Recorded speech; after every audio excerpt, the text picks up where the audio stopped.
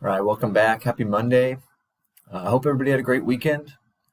I hope we had some time to reflect and look back on last week and some of the ideas we talked about. Again, maybe we've been setting some small goals. Maybe you worked on some of those over the weekend. I know if you have, some things that are missing, some things that you've been working to catch up on. Hopefully that was a time where you can do that and make some small goals and make progress on them.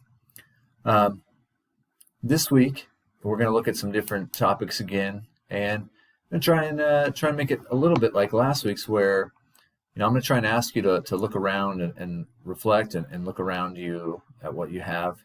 We were really talking about bouncing back last week and figuring out how do we do that. 2020 was tough. 2021 doesn't magically make everything better. I think sometimes we feel that way with a new year. And this year especially it's not true. Just the change of the calendar is not just going to change everything in our lives instantaneously. There's still a lot of work to be done. There's still a lot of things to be figured out. And, we need to be active in that, as students, as teachers, as, brothers, sisters, friends, whatever your role is in your life, whatever different roles that you play. It's important for you to be trying to find how you can bounce back. And so this week, one of the things that I think the overall theme is kind of going to be is that you need to get better at being okay when life isn't. And that statement may sound kind of simple, but how are you going to be okay when life isn't? It's not always going to be perfect. Again, and that doesn't matter at any point in life. And, no matter how much money you have, no matter how much education you have, no matter how many tools you have in your tool belt, there's still going to be things that go wrong, and there's going to be frustrations. And how do you find a way to be okay with that? So that's what I want you to think about today, and try and look around and think about the people in your life who help you through that. How are you able to handle stress? How are you able to handle things that are thrown at you? And I know these are things that we talked about before, and we kind of gave some strategies and things, but now it's time to really look at it from your perspective and figure out, what is it that you are going to do to handle those times. One thing, I like to look back a lot at the coaches I had in my life. I had a lot of great teachers, but I had some good coaches too. And one of them, he wrote these kind of 10 things to remember. He was my basketball coach in high school, and a chunk of them had to do strictly with basketball. But one of the 10, kind of his 10 rules to remember, one of them was you need to know how to execute with patience. Now, when that was specific to basketball, that meant executing plays and playing good defense and doing all those things and being patient about it. But I think it carries over into life, and I think that's what one of the great things about sports is, and about physical education and being on teams can usually be. And you do need to learn how to execute things with patience. There was NFL football this weekend, and if you follow that at all, again, that's one of the big things, especially for quarterbacks, is trying to figure out how to execute while being patient back there. It's easy to get impatient. Things aren't quite going your way. You want to force things and make them happen, but that's not always going to work. You try and force it in too tight of a spot in football, it gets intercepted. You try and do something all on your own in basketball, and you're going to get probably overwhelmed by the defense more often than not.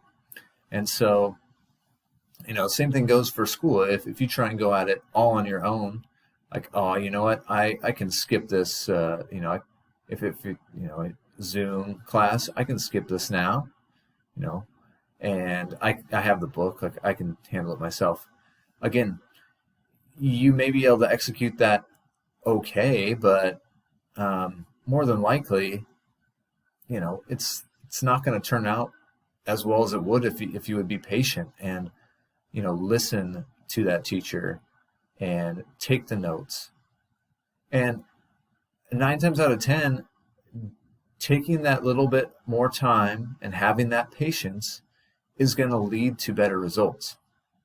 And that was one of his other keys, is that winning is fun. And again, that's another one that sounds simple. Well, of course, winning is fun. Like you're playing basketball, it's more fun to be on the winning team than on the losing team.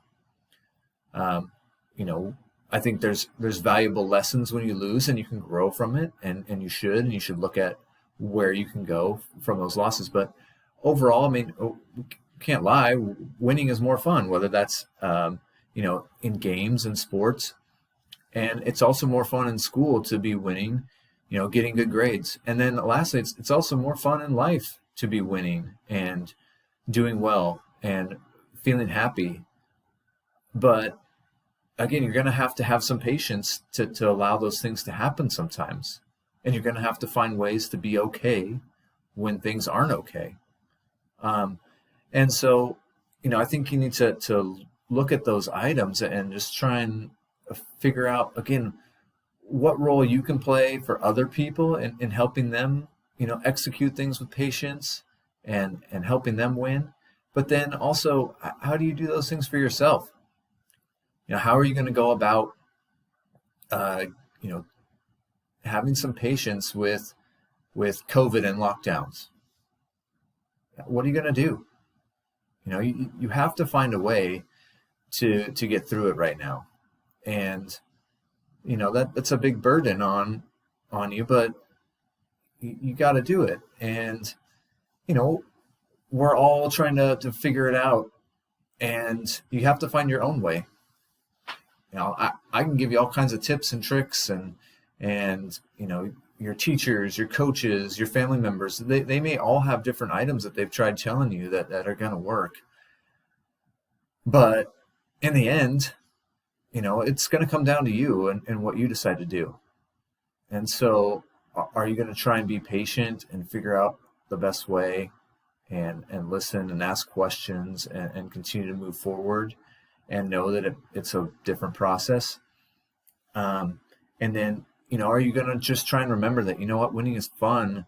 And, if I'm getting a report card with straight A's, that's more fun than getting one that's not. And so, you got to have some drive to do that. And so later on this week, we're going to kind of look back on this stuff a little bit. And then we're also going to look at grit. I'm reading a book right now titled Grit by Angela Duckworth, and we'll talk a little bit about some of her studies that she did in terms of the psychology of the term grit, and we'll look at what that means. And, I think right now is a time where everybody needs to be gritty. I've had some friends say that it's kind of a buzzword right now, is grit in sports, grit in life, grit in, in business, whatever it might be. But, it's a word that really has a lot of meaning right now when we're trying to reach this goal of the overarching goal of the week, which is to get better at being okay when life isn't. And so, we want to continue to bounce back in this new year, and we want to get better at some of these things. And again, it's not always as simple as just laying out a plan. So, we've laid a foundation, and now we're trying to build your structure on top of that foundation. So anyways, we'll take a look at some of those things tomorrow. Thank you guys so much for listening today, and look forward to talking with you guys more tomorrow.